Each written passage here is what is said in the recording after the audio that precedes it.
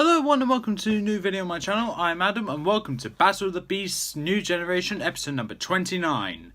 This is the third battle of round 2 and at the moment round 2 seems to be a rather interesting battle with two quite decent battles already. One being seemingly obvious victor but then having a strange twist that kind of threw everyone off guard and makes the other opponent the victor. I'm not going to explain which one because that's spoiler, but just heads up, that's one of the previous two battles. And the other one, obvious winner. So, yeah. So with this battle, this one also has a bit of an obvious winner, but this one is a bit more vague when it comes to the matchup, where it's not as obvious. But I think I can make a decent battle out of this. So with this, let's get into this. The matchups in one side representing Series 16, the Siege of Gwildor, and the Slaughterer of a Quarter the All-Seeing Ape, it's Kanis the Shadowhound. Woo! And on the other side, representing Series 19, the Kingdom of Dragons, and the Dissolver of Quagos, we have Vetrix the Poison Dragon. Woo!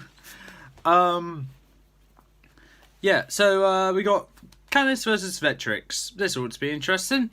Yeah,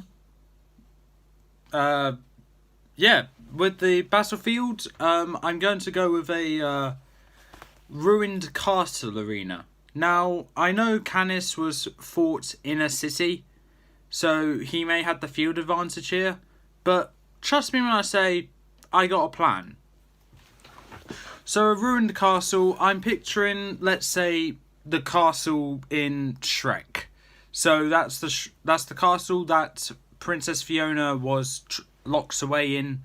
So Lucas, can I have a little picture of a picture? Can I have a picture of that castle right here, please? So then people know what I'm talking about. Okay, thank you. It's gone. Okay, so that's the castle we got here. Let's get to the stats. Kanis the Shadowhound. When the witch Kensa brought ordinary Gwildorian creatures under her thrall, she turned a gentle dog into this giant savage. Tom had to be very careful not to harm the innocent animal when battling this beast. As you can tell by these incredible stats, you are in for quite a surprise. So, let's take a look. Ooh, impressive here. As you can tell by the stats, Kanis has sharp fangs, sharp claws, tail whip, pitchfork tail, agile speed, and ghost phasing abilities. They're gonna prove quite deadly in this tournament, so you better back out, or this angry mutt will tear through you. Vetrix the Poison Dragon. This long, sinuous-winged dragon hisses like a lizard as he stalks his prey, spraying jets of green acid from his spiked ruff, which can dissolve the flesh of his enemies in seconds. His poisonous bites turns the blood in Tom's veins icy cold. Now let's look at his stats. Flight, acid from frills and teeth. Sharp horns, sharp fangs, sharp claws. A fat dragon, but also a deadly one. Let's see how he goes. 3, 2, 1! Battle! Kanis versus Vetrix. Let's get into this. So, as we zoom in on the glorious castle, we see Kanis just strolling around, prowling around, looking around every corner, trying to find something to kill. And Kanis hears a whoosh coming from behind him. He turns round and sees a silhouette of a tail just appearing up, then going down. He turns around and charges straight towards it. Going through the wall whilst at it. Now I know what you're going to say, can't go through solid objects with ghostly abilities, but the wall has a couple of holes in it, so he just goes through that. Okay, I need to actually make a video where I set in stone what the ghostly ability rules are. But yeah, that's what happens. Plus, we know Kanis can actually do that. So yeah. And he sees a giant purple dragon, who sees him and goes to and like leans his head forward. Vetrix does to just headbutt Kanis, but Canis is able to jump out of the way for Vetrix to just slam his head into the wall which Canis just came through, cause it to collapse right above him. Vetrix lifts his head up and, using his frills, waving them around, just scatters drops of acid everywhere, making holes in the wall and the ceiling and the floor. Canis is trying to dodge all that out of his ghostly ability already. So yeah, and I'm only saying that because can't have him in his ghostly ability the entire time. If he wants to be in his ghostly ability, he can't attack. Simple as. So to defend himself, Canis goes to his ghostly ability to try and avoid that. He sneaks up. He goes underneath Vetrix. Appears tangible again, I think, and using his pitchfork tail, stabs at the underbelly of Vetrix's stomach. Vetrix roars in pain, and using his tail, he whips it towards Canis, knocking him aside. And right before Canis can get back up, Vetrix bangs his head against Canis, knocking him further into the ground, making an indent. Canis is able to get back out, only to be greeted by a claw swiping towards him. Canis changes his ghostly ability where it just phases right through him.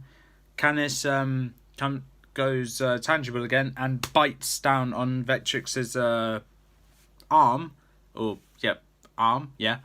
and just starts shaking it around violently, whereas Vetrix trying to pull it back.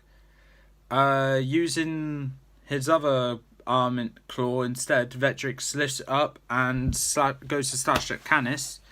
Canis, realising if he goes to his ghostly form, he can't. And realising he'll go to his ghostly form, he will lose his grip on Vetrix's first claw. So what he decides to do is take the hit, but also trying to defend it with one of his paws. He's able to defend most of it, but part of the claw just slashes out one of his eye, just barely missing it, going like that, so above and below his eye. Canis roars in pain and sinks his teeth deeper into Vetrix's arm or claw. I don't know what the right word is. And using his tail, he goes to prod at Vetrix's shoulder. That is connecting it to that same arm to try and break the bone. So he prods it, stabs it deep inside, and starts twisting it, trying to twist Vetrix's arm the wrong way. Well, in a way to break it. What Vetrix does is that he starts shaking his frills and shaking his head. So acid droplets start going everywhere. Canis still trying to break Vetrix's arm.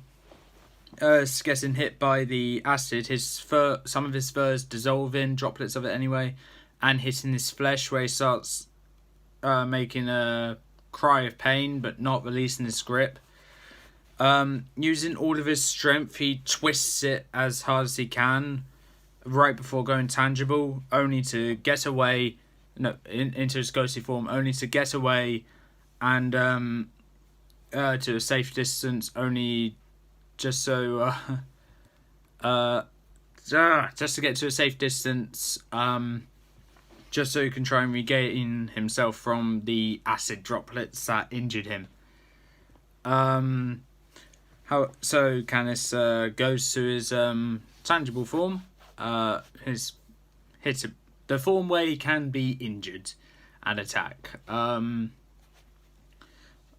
He does that just to try and tend to his wounds, just make sure he's fine.